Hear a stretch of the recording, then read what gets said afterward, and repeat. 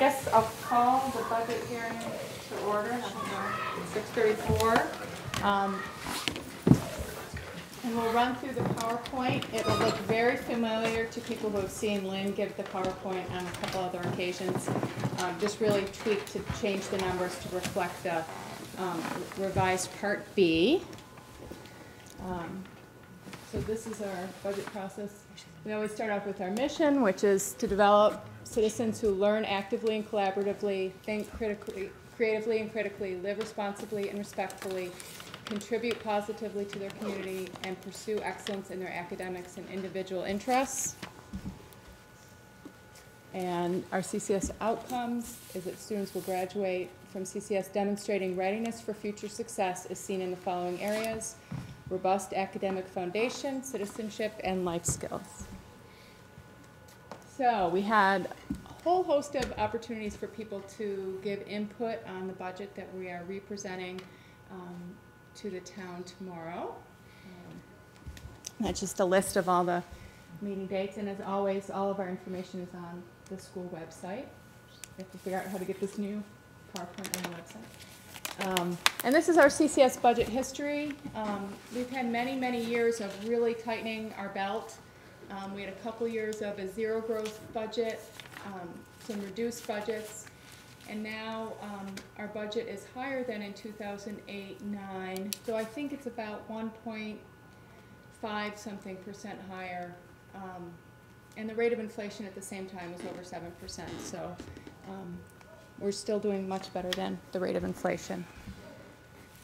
And just to explain again why we have this 2-vote requirement, a law that expires this year means that we had to present the budget in 2 parts. The first part was inflation plus 1%, and then any additional amounts we had to put in the second vote because our cost per pupil is higher than the state average. So the 2 votes for our new Article 5, Part A, which passed in March, is $7,124,108. The new Part B is $230,232 for a total budget of $7,354,340. And we need both. We need Part B to pass in order to provide comparable services to our students next year. Whoops. So we've talked about our enrollment. It's been declining for many years. We do expect it to level out. And for those of you who came to earlier meetings, we had a configuration committee presentation, and we have a long-term 5-year plan for continuing to align staff with our level of enrollment. So this is all the ways so far that we have, over the last 6 years, tried to align our resources with our enrollment.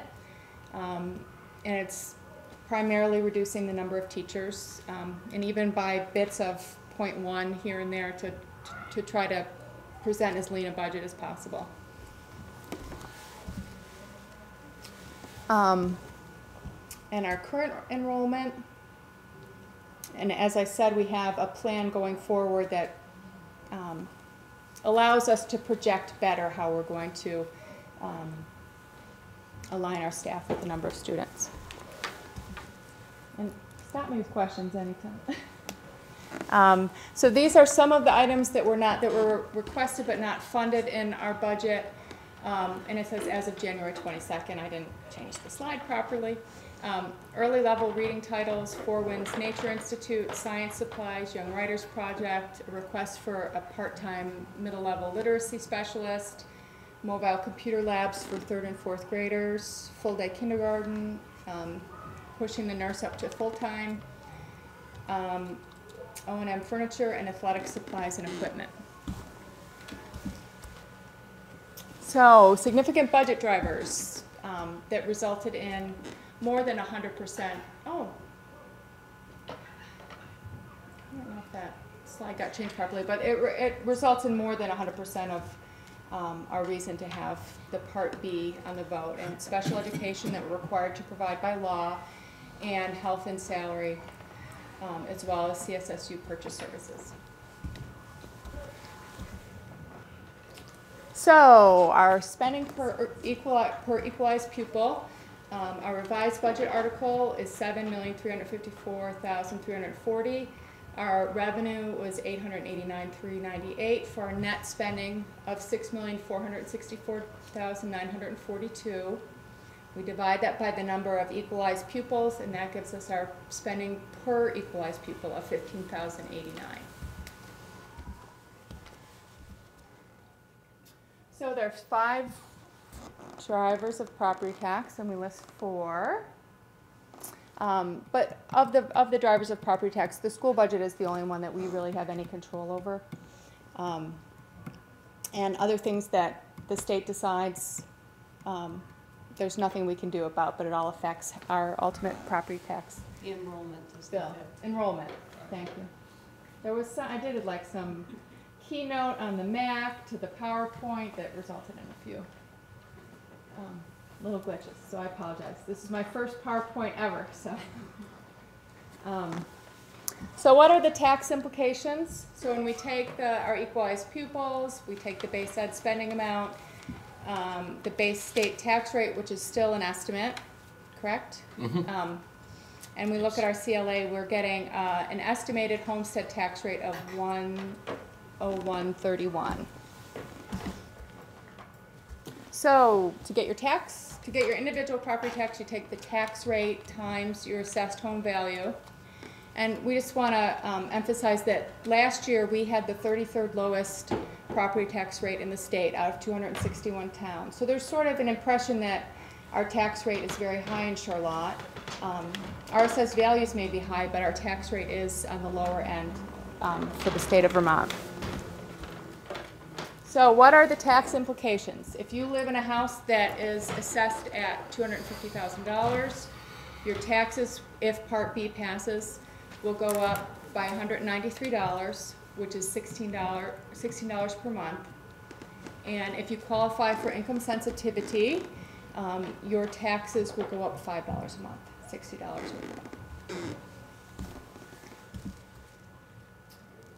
So what does Part B include? Why do we need Part B? And we don't need that extra part. I just didn't realize that till we got here. It will continue to fund 2 middle-level teachers, 1 elementary-level teacher, world language starting in grade 1, and our current level of co-curricular activities, including stage band, concert choir, sports, GOB, among other things. And remember to vote. I don't know if people have questions. Could you just go back one so I can ponder that just for a second? So okay, thank you. And this is what it funds right now, is what you're saying? well, I mean, if Part B doesn't pass, the board will have to go back and decide, do we want to represent another Part B? Do we want to just take what we have in Part A? These are likely things that will be cut if Part B does not pass. Okay, so let me just look here for a minute. So, because it's sure. just really simple.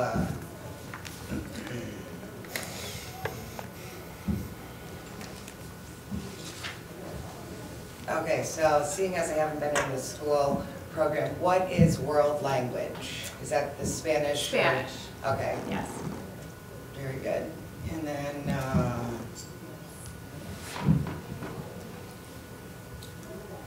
okay, very good, thank you. Sure. Are there questions or comments? Sam? So just so I'm straight on this, the total Part B as being presented today is 230,000. Around there, yes. Around there. So we're saying that about $30,000, a little more than $30,000 is going to those bottom two items, line items. Yes.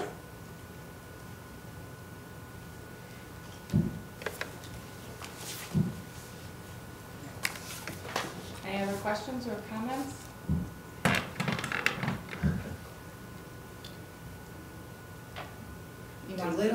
I do have a question. Sure.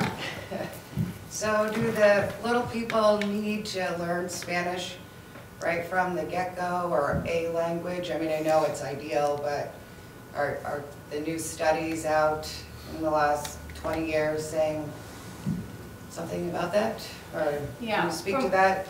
Yeah. The studies show that if you can get kids earlier, they develop a real facility for language, and it's best to start as young as possible. Mhm. Which of course I understand that being said, you know, but I just, you know, it's much different than when Grant was, you know, going to school. There wasn't that, so I just would want to understand the new way that you guys are doing it. Yeah. So, We had it in kindergarten initially. yeah. And we did cut that out because of the Yeah. time of day for kindergarten. It was hard to fit that in. How would you ever be able to Literacy, get that math. into? Sure, Yeah. of course. So we did cut kindergarten Spanish Yeah. a few years ago. Well, and so it's successful in first grade, second grade, because they're still, Yes, yeah. Can you talk a little bit about how it came to be that we had world language in kindergarten and the strategic plan and who came up with the idea? Were you on the board? I was not sure. Would you like to speak to that? The whole world language piece actually came from the community.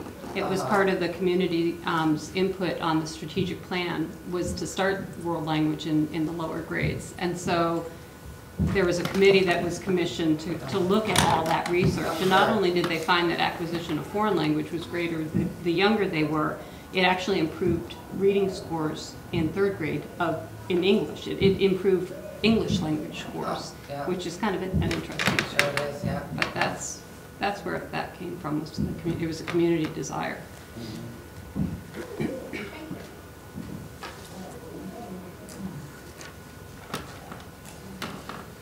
Anyone else? Well, thank you all for coming. And I hope you all remember to vote tomorrow.